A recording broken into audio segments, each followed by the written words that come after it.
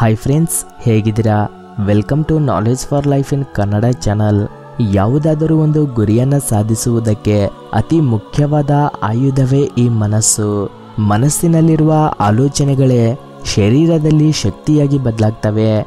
Negative ಆಲೋಚನೆಗಳು negative ಶಕ್ತಿಯಾಗಿ ಬದಲಾಗಿ ಸೋಲನ್ನು ತಂದ್ರೆ, ಪಾಸಿಟಿವ್ ಆಲೋಚನೆಗಳು ಪಾಸಿಟಿವ್ ಶಕ್ತಿಯಾಗಿ ಬದಲಾಗಿ ವಿಜಯದ ಕಡೆಗೆ ನಡೆಸುತ್ತವೆ. ಅದಕ್ಕೆ ಮನಸ್ಸು ಶರೀರವನ್ನ ಪಾಸಿಟಿವ್ ಆಲೋಚನೆಗಳಿಂದ ಪಾಸಿಟಿವ್ ಶಕ್ತಿಯಿಂದ ತುಂಬಿ ಸಕ್ಸಸ್ನ ಸಾಧಿಸಬೇಕಂದ್ರೆ ಮನಸ್ಸನ್ನು ಒಂದು ಒಳ್ಳೆಯ ಗುರಿಯ ಕಡೆಗೆ ಫೋಕಸ್ ಮಾಡಬೇಕು. ಒಂದು ಗುರಿಯನ್ನು ಸ್ವೀಕರಿಸಿ ಅದನ್ನೇ ಜೀವನವನ್ನಾಗಿಸಿಕೊಳ್ಳಬೇಕು. ದಿನಚರಿಯಲ್ಲಿ ನಿರಂತರ ಅದರ ಬಗ್ಗೆನೇ ಆಲೋಚಿಸ್ತಾ ಇರಿ. ಗುರಿಯ ಬಗ್ಗೆನೇ ಕನಸು ಕಾಣ್ತಾ ಇರಿ. ಮೆದುಳು, ನರಗಳು, ಮಾಂಸಖಂಡಗಳು, ಶರೀರದಲ್ಲಿನ ಪ್ರತಿ ಭಾಗದಲ್ಲಿ ಆ ಗುರಿ ಬೇರು ಬಿಡುವ ಹಾಗೆ ಮಾಡಿ. ಗುರಿಯ ಹೊರತು ಉಳಿದಿರುವ ಆಲೋಚನೆಗಳೆಲ್ಲವನ್ನೂ ಕೂಡ ಪಕ್ಕಕ್ಕೆ ಬಿಸಾಕಿ.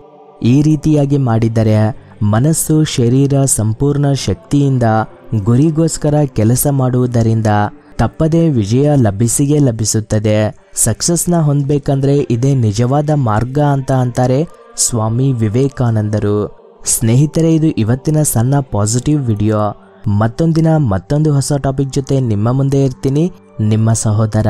Thank you for watching this video. Jai Hind.